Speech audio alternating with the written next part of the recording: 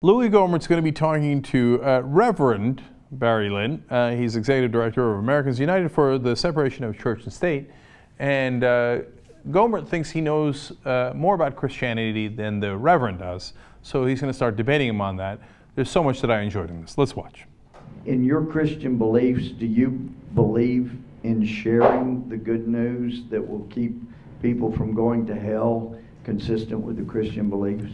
Yeah, I wouldn't agree with your construction of what hell is like or why one gets there. But the broader question is, yes, I'm happy to. When I speak to... Okay, so you don't believe somebody would go to hell if they do not believe Jesus is the way, the truth, the life? I personally do not believe people go to hell because they don't believe in a specific set of ideas in Christianity. No, not a set of ideas.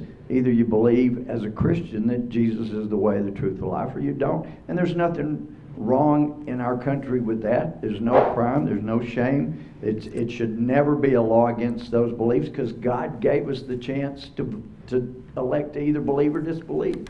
And that's what we want to maintain is people's chance to elect yes or no, the chance that we were given. I just love that framing. He said, now, do you believe in giving people the good news that they can keep themselves out of hell? I like this twist on good news. Hey, you're about to go to hell.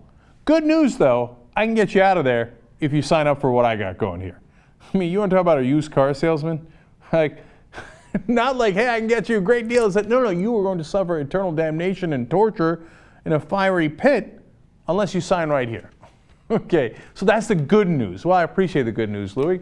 Now, the Reverend's saying, hey, listen, man, you and I have a different conception of Christianity, and I'm a Reverend, and you're a dumbass from Texas.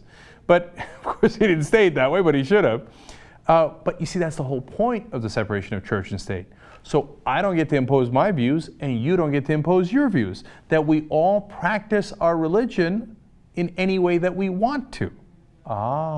Let's see if that gets through to Louie. So do you believe... Congressman, what I believe is not necessarily what I think ought to justify the creation of public policy for everybody, for the 2,000 different religions that exist in this country, the 25 million non-believers. I've never been offended. I've never been afraid to share my belief. When I spoke recently at an American atheist conference, it was clear from the very beginning in the first sentence that I was a Christian minister. I was there to talk to them about the preservation of the Constitution. And in fact, I said, we can debate the issue of the existence of God for another 2,000 years. I want to preserve the Constitution and its effect on all people, believers and not believers, in the next 5 years. That's what I talk about. So the Christian belief, as you see it, is whatever you choose to think about Christ. Whether or not you believe those words, he said that nobody basically goes to heaven except through me. Okay, still trying to outduel him on Christianity there. But hey, Gohmert, get it through your thick, shiny head. Listen to what he said. There's 2,000 different religions in the country, let alone people who are not religious. Whose religion are we going to follow? See, that's an answer they can never give, right? You don't believe in separation of church and state, and you believe that we should be run by, and I know, of course, it doesn't take a rocket scientist to figure out that Gohmert would like us to be run by Christianity. But what kind of Christianity? You name the denomination, and let's see if the American people are still in favor of it. Because, of course, Gohmert wants us to follow his particular brand of crazy, right? Whatever his denomination happens to be. You start getting into those specific rules, and guess what? Most Americans are not going to be on board for that.